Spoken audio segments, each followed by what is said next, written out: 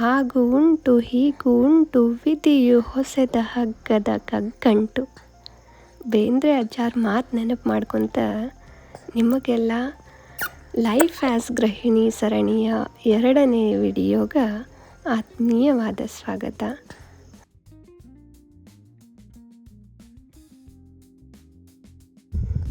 ಮದುವೆ ಆದಮೇಲೆ ಮಕ್ಕಳಾದ್ಮೇಲಂತೂ ಬದುಕು ನಮ್ಮನ್ನು ಭಾಳ ಬ್ಯೂಸಿ ಮಾಡಿಬಿಡ್ತದೆ. ಆ ಯೌವನದ ದಿನಗಳಲ್ಲಿದ್ದ ನಾವು ಎಲ್ಲಿ ಕಳೆದು ಹೋದ್ವಿ ಅಂತ ನಮಗೆ ಗೊತ್ತೇ ಆಗೋದಿಲ್ಲ. ಅದೆಷ್ಟೋ ಸಲ ಕನ್ನಡಿ ಮುಂದೆ ನಿಂತಾಗ ಕಣ್ಣೀರು ಬರ್ತದೆ. ಹೌದು, ನಮಗಷ್ಟೇ ಅಲ್ಲ, ಸಾಕಷ್ಟು ಜನಕ್ಕೂ ಹಿಂಗೆ ಆಗ್ತಿರ್ತದೆ.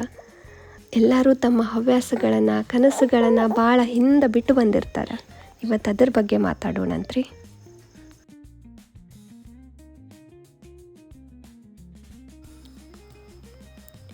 ಬಹುಶಃ ಎಲ್ಲ ಹೆಣ್ಮಕ್ಳಿಗೂ ಮದುವೆ ಮಕ್ಕಳಾದ್ಮೇಲೆ ಬದುಕಿನ ಗತಿ ಬದಲಾಗ್ತದೆ. ಅದಕ್ಕೆ ನಾನು ಹೊರತಾಗಿಲ್ಲ. ಎಲ್ಲರಂತೆ ನನ್ನ ದಿನಾನೂ ಆರಂಭ ಆಗ್ತದೆ. ಮನೆ ಕೆಲಸ, ಮಕ್ಕಳ ಜವಾಬ್ದಾರಿ ಎಲ್ಲದರ ನಡುವೆ ಒಂದೊಂದು ದಿನ ಮುಗ್ದದ್ದು ಗೊತ್ತೇ ಆಗೋದಿಲ್ಲ. ಆದರೂ ನಾನು ಒಂದಿಷ್ಟು ಸಮಯಕ್ಕಾಗಿ ಹಾತೊರಿತೀನಿ. ಆ ಸಮಯ ನನಗಾಗಿ ನಾನು ಕಂಡುಕೊಳ್ಳಿಕ್ಕೆ ಪ್ರಯತ್ನ ಪಡ್ತೀನಿ.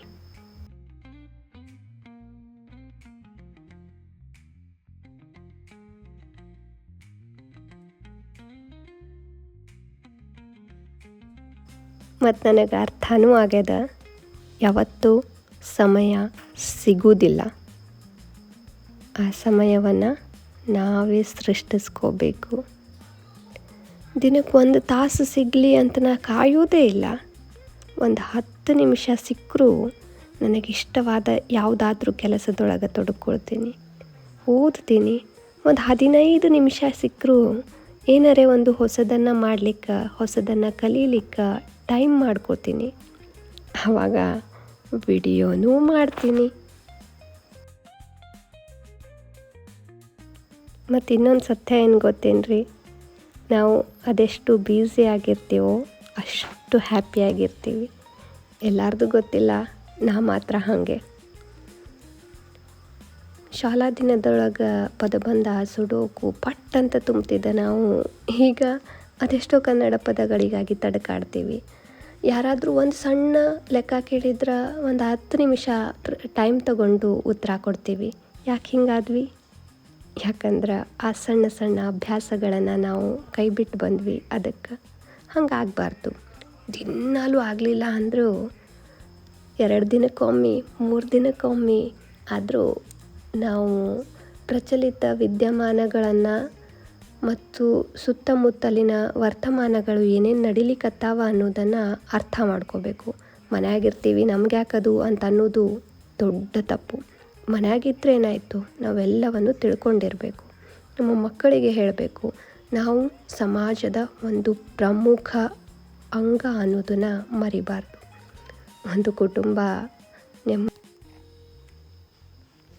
ದಿನಾಲೂ ಏನು ಹೊಸದು ಕಲಿದವ ಅಂತಂದ್ರೇನು, ದಿನಾಲೂ ಹೊಸದು ಕಲಿಯೋದು ಅಂತಲ್ಲ, ನಮಗೆ ಗೊತ್ತಿರೋದ ಒಂದು ವಿಷಯವನ್ನು ನಾವು ತಿಳ್ಕೊಳ್ಳೋದು, ಅಥವಾ ನಮ್ಗೆ ಆಲ್ರೆಡಿ ಗೊತ್ತಿರುವ ವಿಷಯವನ್ನು ಮತ್ತಷ್ಟು ಆಳವಾಗಿ ಅಧ್ಯಯನ ಮಾಡೋದು. ನಾವು ಮಾಡುವ ಕೆಲಸದೊಳಗೆ ಮತ್ತೇನಾರೇ ಬೇರೆ ರೀತಿಯಾಗಿ ಮಾಡ್ಬೋದೇನು ಅಂತ ಯೋಚನೆ ಮಾಡೋದು. ಸಮಸ್ಯೆಗೆ ಸೊಲ್ಯೂಷನ್ ಕಂಡುಕೊಳ್ಳೋದು.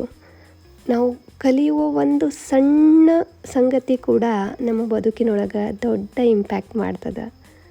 ಅದನ್ನು ಒಳ್ಳೆಯ ರೀತಿ ಬಳಸ್ಕೊಳ್ಳೋದು ಹೆಂಗೆ ಅನ್ನೋದ್ರತ್ತ ನಾವು ಫೋಕಸ್ ಮಾಡೋದು.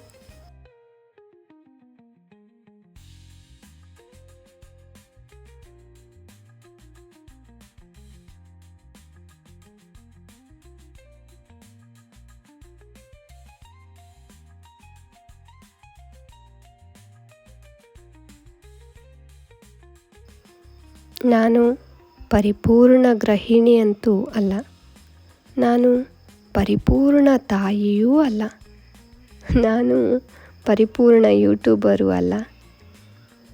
ನಾ ಪ್ರತಿದಿನ ನಿನ್ನೆಗಿಂತ ಇವತ್ತೊಂದು ಹೆಜ್ಜೆ ಮುಂದೆ ಹೋಗೋಕ್ಕೆ ಪ್ರಯತ್ನ ಮಾಡ್ತೀನಿ ಅಷ್ಟೇ. ದಿನಾಲೂ ಹೊಸದೇನಾದರೂ ಮಾಡ್ತೀನಿ ಅಂತ ಅಲ್ಲ, ದಿನಾಲೂ ಮಾಡೋ ಕೆಲಸನೇ ಹೊಸ ರೀತಿಯಾಗಿ ಮಾಡಲಿಕ್ಕೆ ಪ್ರಯತ್ನ ಪಡ್ತೀನಿ ಅಷ್ಟೇ.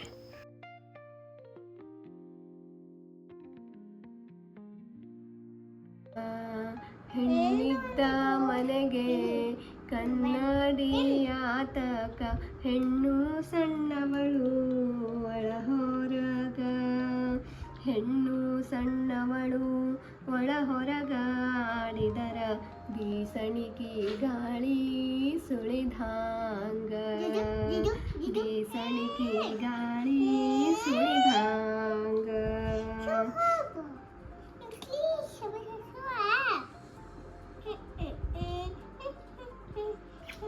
ಬಾರೆ ಬಾರೆ ಗುಬ್ಬಚ್ಚಿ, ತಿನ್ನಲು ಕೊಡುವೆ ಅಪ್ಪಚ್ಚಿ, ಬಿಸಿ ಬಿಸಿಯಾದ ಅಪ್ಪಚ್ಚಿ, ಅಮ್ಮನು ಮಾಡಿದ ಅಪ್ಪಚ್ಚಿ, ಬಾಗುಬ್ಬಚ್ಚಿ ತಿಂದು ಅಪ್ಪಚ್ಚಿ, ಪುರ್ರೆಕ್ಕೆಯ ಬಿಚ್ಚಿ ಪುರ್ರೆಂದು ಹಾರುವ ಗುಬ್ಬಚ್ಚಿ. ದಿನ ಒಂದು ಹೆಜ್ಜೆ ಮುಂದಿಡ್ರಿ. ಒಂದಿನ ಹಿಂತಿರುಗಿ ನೋಡಿದಾಗ ನೀವೆಷ್ಟು ದೂರ ಬಂದಿರಿ ಅಂತ ನಿಮಗೆ ಆಶ್ಚರ್ಯ ಆಗ್ತದೆ. ಅದು ಚಿತ್ರ ಬರೆಯೋದಾಗಿರ್ಬೋದು, ಬಣ್ಣ ಮಾಡೋದು, ಗಾರ್ಡನಿಂಗ್, ಹೆಣಿಕೆ, ಹಾಡೋದು, ಏನೇ ಇರಲಿ ಅದನ್ನು ಮತ್ತೆ ರೀಸ್ಟಾರ್ಟ್ ಮಾಡಿರಿ. ನಿಮ್ಮ ಹವ್ಯಾಸ ಏನು ಅನ್ನೋದನ್ನು ಕಮೆಂಟ್ದಾಗ ಬರೀರಿ. ನಿಮ್ಮ ಕತೆ ಓದಾಕ ನನಗೆ ಖುಷಿ ಆಗ್ತದೆ. ಮತ್ತೆ ಸಿಗೋಣಂತ ಲೈಫ್ ಆ್ಯಸ್ ಗೃಹಿಣಿ ಸರಣಿಯ ಮುಂದಿನ ಭಾಗದಲ್ಲಿ. ಧನ್ಯವಾದ.